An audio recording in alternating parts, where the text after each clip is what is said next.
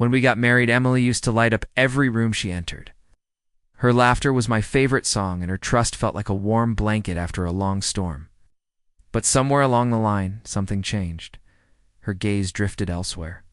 Her words grew shorter. Her heart, it seemed, was no longer mine. It began subtly. Nights where she came home later than usual. Unexplained texts that made her grin. Secretive smiles she tried to hide when I caught her staring at her phone. She stopped wearing her wedding ring at home. "It's uncomfortable," she'd say casually. But I knew it was more than that. Still, I gave her space. I didn't want to be the controlling husband. I trusted her, or at least tried to. But it's hard to sleep next to someone who's already emotionally checked out. Her hugs felt staged. Her eyes never stayed on mine for long. She'd already left me emotionally. Her body just hadn't followed yet. I kept my suspicions quiet. I watched instead, checked the phone bill, noted the new contacts. The pieces started to fit. Late meetings, rush showers, unexpected out-of-town work, dinners. Then a friend spotted her at a bar with another man, holding hands, intimate.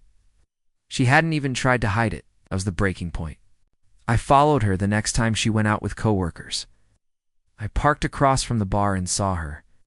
Her head tilted back in laughter, her fingers grazing the man's chest. They looked like a couple in love. They looked like we used to. They left. Together, got into his car, and disappeared into a nearby hotel. I didn't chase them. I didn't scream. I sat in the car for an hour, letting reality soak into my bones. The woman I gave everything to had given herself to someone else. For what a thrill. That night, I didn't confront her. I played dumb. I kissed her cheek when she returned, pretending not to smell the foreign cologne, pretending not to see the guilt buried beneath her fake smile. I wanted her to think I hadn't noticed. I wanted her to be comfortable because I had a plan. Over the next few days, I met with a lawyer, secured a private apartment, gathered evidence, screenshots, photos, GPS data. I also removed myself from our joint bank accounts, quietly, methodically. I cut myself out of her life the way she had cut me out of her heart. The night she went out again, her eyes sparkled. Girls' night, she called it. I smiled and told her to have fun. She kissed me quickly and disappeared out the door without a second glance. I watched her leave, then turned back inside and began packing. I took only the essentials: clothes, documents, my grandfather's watch. Then I placed her wedding ring on the dining table next to a sealed envelope and a simple letter. I looked around one last time at the home we built, the memories. She shattered and walked away without locking the door. The letter was short but precise. "Emily, I know everything. I saw the hotel. I saw you with him. I wanted you to admit it, but you didn't. So now I'm admitting this. I'm done. You're free. No screaming, no fighting, just truth in my absence."